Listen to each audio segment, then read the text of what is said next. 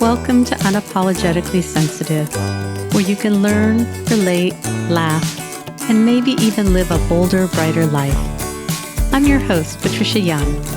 This is a weekly podcast where we explore the strengths we have because of our sensitivity and some of the challenges it poses as well. The information in this podcast is not a substitute for help from a licensed mental health professional. Hey there. To the creatives, sensitives, deep thinkers, and deep feelers, how the heck are you?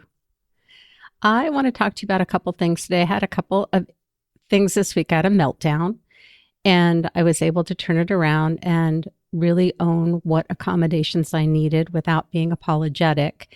And I had another situation regarding the horses where I volunteer, where I got incredibly disempowered and was able to also turn that around into a really positive experience.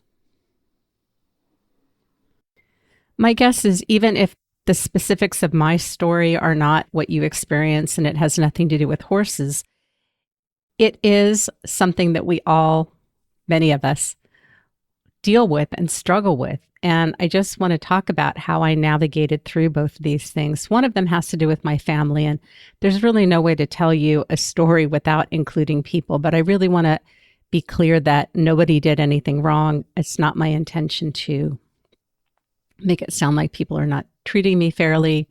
And I'm going to give you my perspective. I think I'm going to start with the first one with my family, and then we'll segue to the horses. As some of you may know, one of my sons got married. He's here in the town that we live in the Navy, and he's going to school through January, and then he's been assigned to a ship. Once he's assigned to the ship, it's very likely he'll go out on 6-month deployments. In the meantime, his wife teaches and needs to be at her home, which is about an hour and a half away from here, and they see each other on the weekends. And then when she's not teaching, she's able to come down here for longer amounts of time and stays with us. We love having her here. There's no problem with that. The kids are wanting to save up to buy a house, and in order to do that, we offered to have them live with us in the meantime. The challenge is space.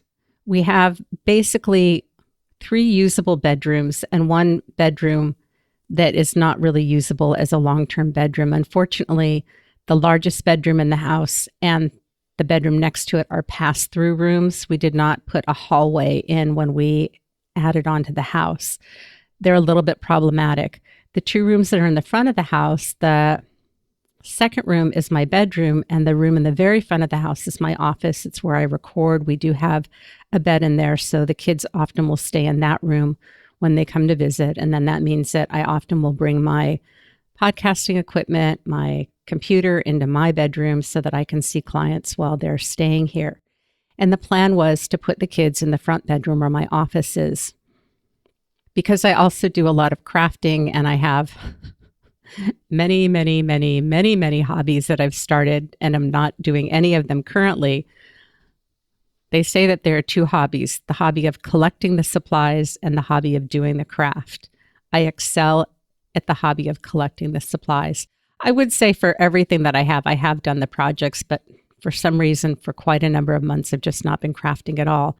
The point being that the front room not only has all my office stuff, the computer, my books from school that relate to what I do. The closet is full of jewelry making things, crafts, everything. So I told the kids that I would need a 2 months heads up before they moved in, because in the closet in my bedroom, I've got all my sewing stuff. I've got my clothes. I love stuff. And that's a lot for me. It means that I'm going to have to clear out all of my stuff and figure out how to work it. My bedroom is not a huge bedroom. It's an old house. And I know that that's going to be a very overwhelming process to me. And the kids said, that's fine. I also happen to love my office, and I've curated it very, very carefully so that the background is beautiful and it's what I love seeing in the background. It's clients say they appreciate it.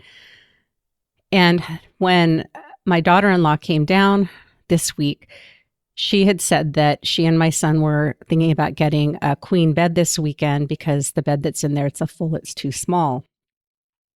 I didn't say anything to her, but I started to have an internal meltdown because the room is very small. The way it's set up, the bed butts up against my desk, which means that something's going to have to move, which means the background's going to have to be reconfigured. And there was no notice on this.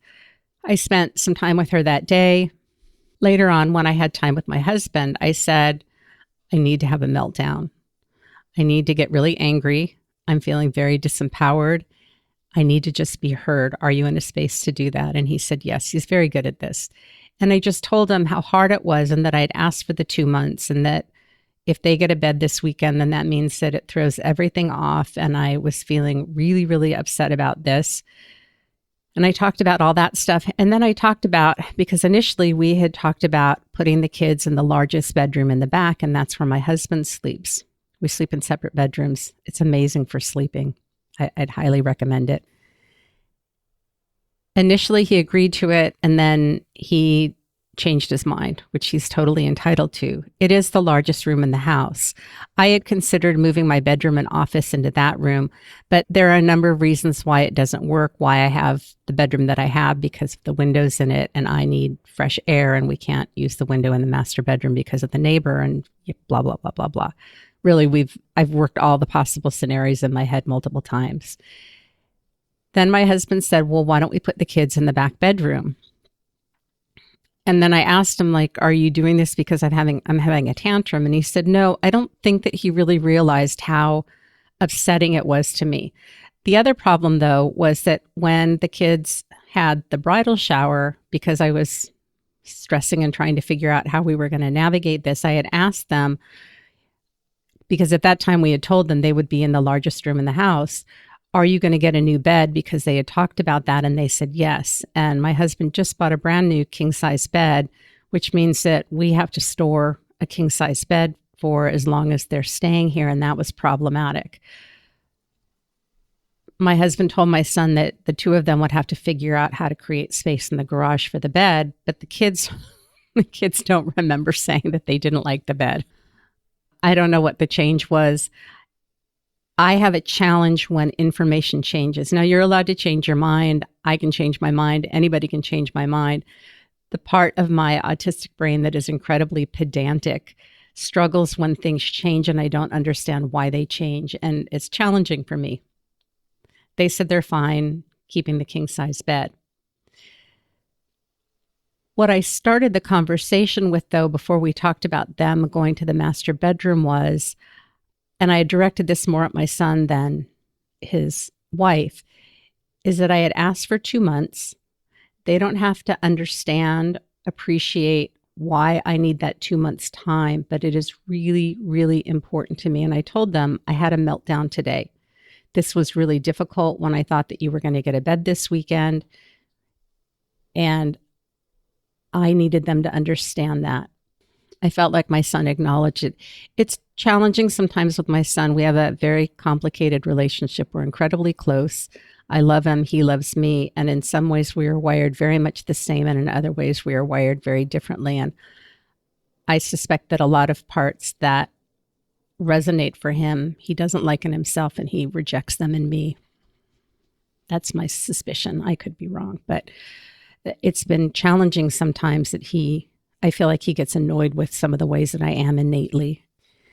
The other thing that came up while we were talking to them, and I prefaced the conversation with, I'm going to give you information that is going to kind of be a moot point since Steve and I had already decided that we were going to offer them the largest bedroom, but I felt like that was really important, needed to be addressed. And they heard me, they were sympathetic, they apologized.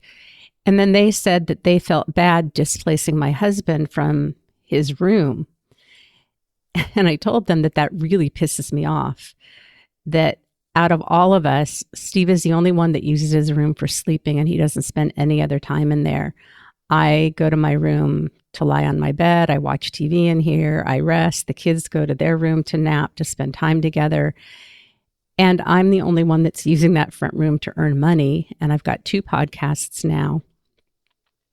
And I see clients there and I felt incredibly disvalued, unvalued. not valued. It really did make me very angry that they're concerned about him giving up his bedroom, but I'm losing a place that I love working. They did acknowledge that. I think they both felt bad. And it felt really good for me to say something because I can't tell you how dysregulated I was that whole day. And I think this is also really common for us, many of us, because we've experienced so much trauma. When things happen, if you're an internalizer, you just hold it in and nobody knows that anything's going on. And I suspect that in the past, when I talked to my husband and we were trying to figure out where we should put them, because I don't say, I really am very upset about having to give up the office. I love the office. It's important to me. I work there. And this people pleasing, I want everybody to be happy. And if I'm not happy, then that's okay. But I want everybody else to be happy. And that just doesn't seem to work anymore. If you are a high-masking internalizer, does this resonate? I think that we've learned to just detach from our feelings, to dissociate, and we just go along to get along, but it just doesn't work for us. The plan right now is that the kids will move into the largest bedroom. Steve will move into the front room. I can still use the front room as part of my office. He tends to be like, I'll just get a couple boxes and put them around the base of the bed because there's not a dresser in there. The closet is packed. And I really want to make the front room comfortable for him. And if there's a way to keep some of my office things in there, then I'm going to do that. I did also buy a desk for my bedroom that rises and lowers, which I'm using right now because the kids are in the front room and I need to record a podcast and I need to have a place where I can do that. And I've tried to do it in here without a desk, and because of where I can set things and where lighting is, it just doesn't work. And if Steve is ever sick or not feeling well, or I need to see clients in my own room, then I have that freedom. So that's also giving me autonomy. But I can't tell you how proud I felt to assert myself and to be very clear about how hurt and angry I was that my needs weren't being accounted for and everybody was more focused on Steve not having his bedroom to sleep in. That was a major win. The second win for me, the win came later, where I volunteer. It's called Ride Above Disability, RAD. If you are in the San Diego area and you want to volunteer with horses, it's an amazing place to volunteer. It's an amazing organization. I've been volunteering there for almost 8 months now. After 3 months, you can become a horse leader, which means during a lesson, there's an instructor, the person who has control of the horse leading it and allowing the rider to control the horse if they have that skill. And then you have side walkers on either side of the horse that are there to support the student. I'd signed up for a training a little after, it would have been at 3 months, and the training was canceled. And then they had another training recently, but it was every day during the week, and the place is 40 minutes north of me without traffic. And when there's traffic, it just wasn't going to be feasible for me to do. Then this last Sunday, they had an advanced horse leader training that I went to, and there were 2 parts to it that they did. And the first part that they did with leading some of the horses, and it was with, we have draft horses. They are bigger, stockier. They're more like work horses that pull plows and things like that, but we use them for lessons, and they're very sweet. So we had a bunch of horses in the arena, and all of them have their own ways of being either challenging or sassy or a little bit stubborn. I volunteered to do that. And then we have a ramp that the student stands on with the instructor, and the horse leader will bring the horse up to the ramp. The horse is between the ramp, and we have a mounting block where one of the sidewalkers stands so that someone is on either side of the horse to help the student get on. Then they started practicing leading the horses up to the ramp, and I really wanted to do it, but I wasn't sure if I was allowed to. And I was really afraid, what if I do something that's going to hurt the horse? Or that's just where my brain goes. I was standing next to a volunteer who's also a leader and shared what I was thinking. And what I wanted her to do, not that it was her responsibility, was to put her hand on my arm and say, of course you can do this. She didn't. And the director of Ride Above Disability was the one who was at the ramp, and somebody else who's very high up in the administrative chain there was also there. And I know that I could have asked them if I could try. I just was feeling very disempowered and was not able to do that. And the training was supposed to be for an hour. It lasted for 2 hours. It gets really warm there. I'm recognizing that sensory wise when I perspire, and because I wear jeans and I wear hiking boots and I always wear a shirt that covers my arms, even though it's in the 80s, and I wear a hat, I get very, very sweaty, and sensory wise, it's very challenging for me. I just watch myself be disempowered. I don't know if this is relatable to you, but often I can just see myself being disempowered, and there's nothing that I can do about it. There's just nothing I can do about it. I waited till the training was over. I left, and I needed to respond by email when I was going to volunteer that week. And the volunteer coordinator I feel very comfortable with. I asked her in the email, if you're available when I volunteer on Saturday, can you help me so I can practice bringing the horses up to the ramp? And if not, it's fine. I'm happy to ask somebody else. She responded saying that the director had specifically named me and said that I'm ready to be a horse leader. I just need to go through the protocol of getting the rest of the training, and that one of the other people that can instruct people on how to be a horse leader was going to be at the ranch the next night, and did I want to come out, and I could come out for an hour for training, and then the next hour was a lesson, so I could actually lead a horse during a lesson. I was very excited. So I went to do that. It was really nice getting to practice the skills, and also practicing that when you're leading a horse, if the student has the ability to stop the horse, make the horse turn left or right, we have to pause and give the student a chance to do that before we lead the horse. And if the student may not have that ability, then we have to control the horse a little bit more. So it is a little bit more of skill training, watching the horse. This horse kept lowering its head, which means that it might want to roll on the ground, and that's not safe for the rider. So making sure that we're aware of the horses, watching the horse's ears. If there's anything that distracts the horse, it could interrupt the safety of the person on the horse. So there's stuff to be attentive to. Got the training done and was going to assist with the lesson. There was already a horse leader for the lesson, and the student ended up not showing up. So I asked the horse leader, could we practice with this horse, bringing the horse up to the ramp? And I did that a couple times. It ended up being a really positive experience. And I had told the director about how I just got disempowered. She was very kind. She's like, you could have come up and asked, and it would have been fine if you had led the horses up. There was no problem, but you can always ask. And I explained about being disempowered and visually showed her how I feel like my body just shrinks into invisibility. I sometimes think people find me humorous without saying out loud. I don't know what she thought, but it ended up being a really positive experience. And I think many of us go through these things, and where we get stuck is I could have been disempowered and felt bad for not participating, and then not said anything and been passive and waited for somebody to say something to me. And one of the things I think tend to be pretty good about is asking for what I want, although I couldn't do it in the middle of that horse training, and I just had to be okay with it, and it turned out okay. And I'm finding that oftentimes somebody will say or do something that feels uncomfortable to me, and I'm not okay with it, but it takes me a day to figure out that I'm not okay with it. Again, I think that's because we have so much trauma. We've had to dissociate. We're accustomed to smiling and laughing when people say things that are unkind and hurtful, and we don't think another thing about it. And so having to take the time and honor that it may take us a day or two to register that something was said that didn't feel good, and then decide if we want to go back and say something to someone, and to honor the fact that it may take us some time to process. Maybe I'll chat about one more thing, since I haven't talked enough to fill up what I think is a decent amount of time for an episode. This all kind of ties in somewhat.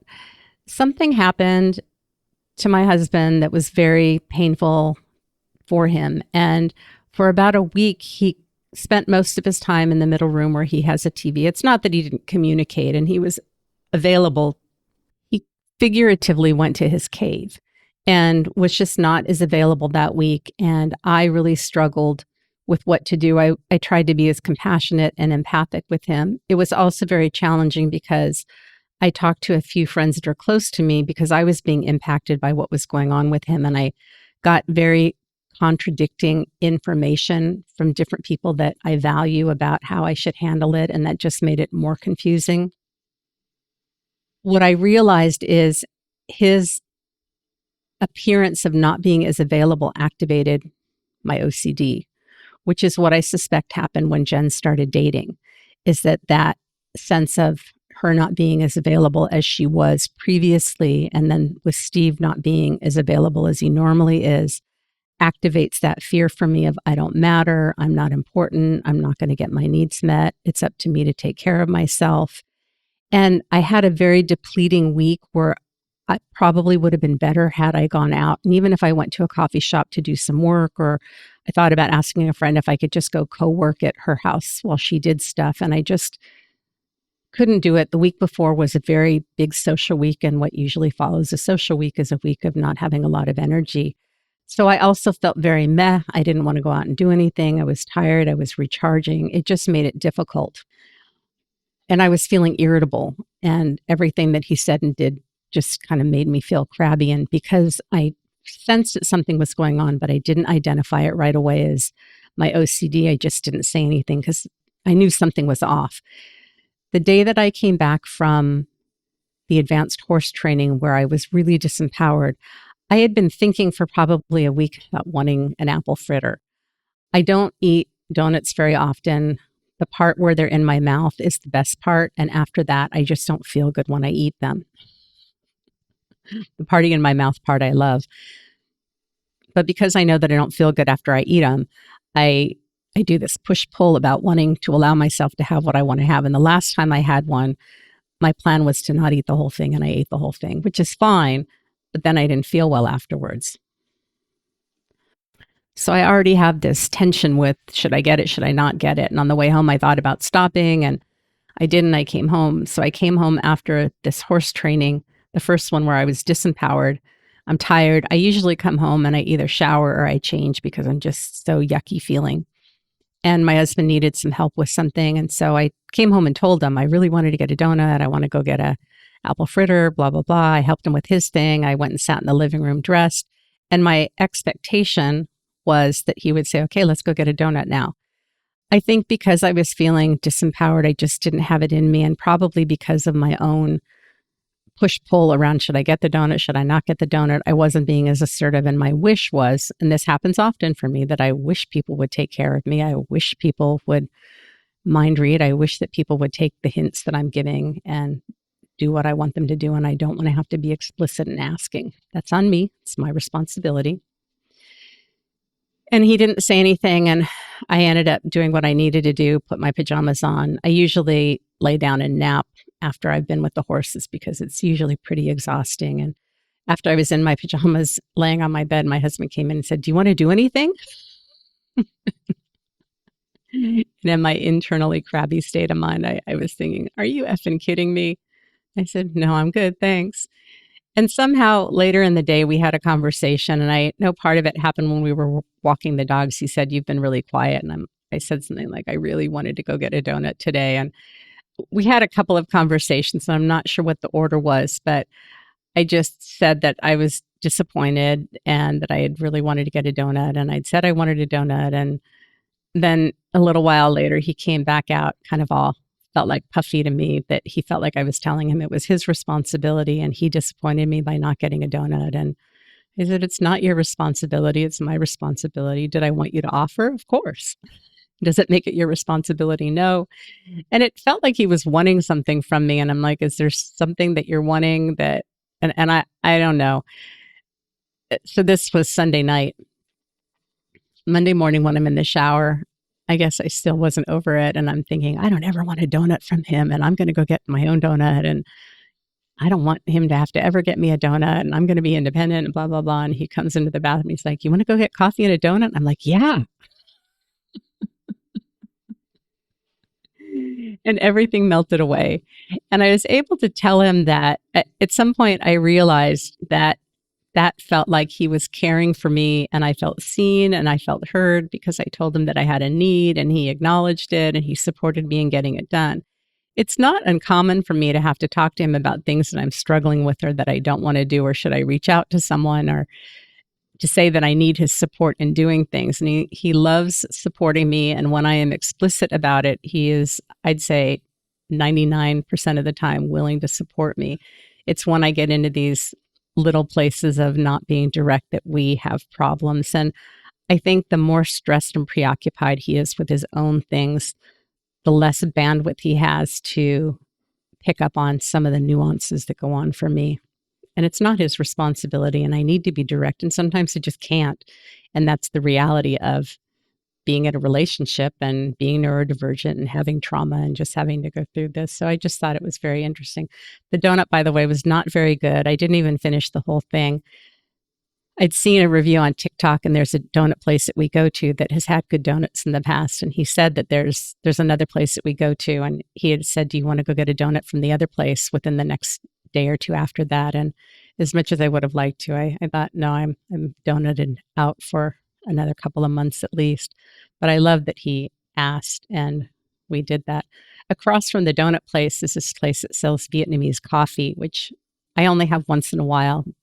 I love caffeine, but I have a hard time sleeping after I've had caffeine. We went to this place and there were 3 police officers there waiting for the store to open. And they're from probably 20, 30 minutes away from another city in San Diego. And they took a field trip over to over to this place because they have such good Vietnamese coffee. It was okay. It wasn't that great. I had half of it, had the other half the next day, but I think I stopped drinking it around 10 or 11, and I had a hard time falling asleep that night. There will be no more Vietnamese coffee, at least from that place. Again, that's a twice a year thing for me. It's just interesting. I think that that is all I have to say. If you're interested in working with me, I love working with therapists, and I love working with people that suspect they're neurodivergent, autistic, newly diagnosed. Love working on relationships, boundaries, communication, parenting, codependency, which I'm not sure that codependency is really a thing. I think that there's fawning and trauma, especially if you're a highly masked assigned female at birth. Yeah, if you're interested in working with me or want to know more about me, you can go to my website at unapologeticallysensitive.com. You can reach out to me at unapologeticallysensitive@gmail.com. I have a new podcast. It's out now. Right now, it's out on Apple Podcasts. I don't know if it's on Spotify yet, but it's called Unapologetically AuDHD, AuDHD, a combination of ADHD and autism. Alex McLaughlin, my colleague, and I have released, I think there are 2 episodes out right now. And that is a much more informative podcast, but it still has the flavor of me, if you're interested in that. If you have any questions, feedback, things you'd like to hear about, please shoot me an email. Remember, sensitivity is nothing to apologize for. It's how your brain is wired. You can be disempowered. You can be assertive. You can be loud and bouncy. You can be assertive and bold. You can be quiet and shy. You can take time to warm up. You can be big and bold. You can be quiet. I'm not coming up with much else today, so that's all you got. Have a blessed day.